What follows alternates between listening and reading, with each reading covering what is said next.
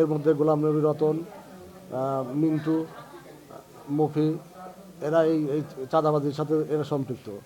এরা এরা এরা বিভিন্ন সময় বিভিন্ন দলের নেতাদের নাম ভাঙিয়ে এরা এই কার্যক্রম পরিচালনা করে যাচ্ছে। এরা তুহিন মোল্লার, কৃষক দলের সভাপতি তুহিন মোল্লার দোসর হিসাবে এরা কাজ করতেছেন। আমরা বিএনপি করি, সেলিম রেজা হাবিবের গ্রুপ করে, আর হচ্ছে ওরা হচ্ছে তুহিন হচ্ছে কৃষক দলের সভাপতি তুহিন সাহেব। ওনার সাথে যেগুলি লোক আছে সব লোকই আমলিকের।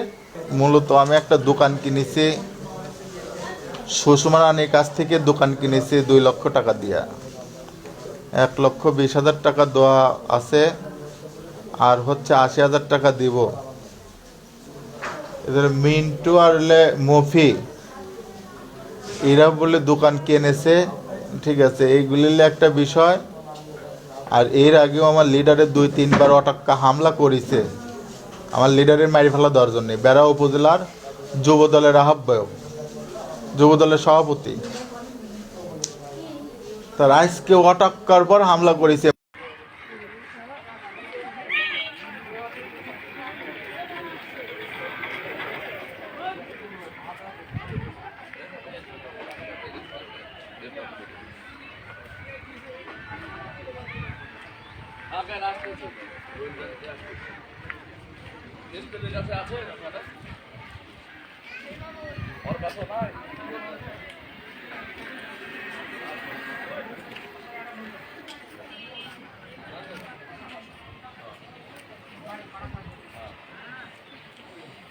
নাম্বারটা খুঁজে রাখি তো স্যার, নাম্বারটা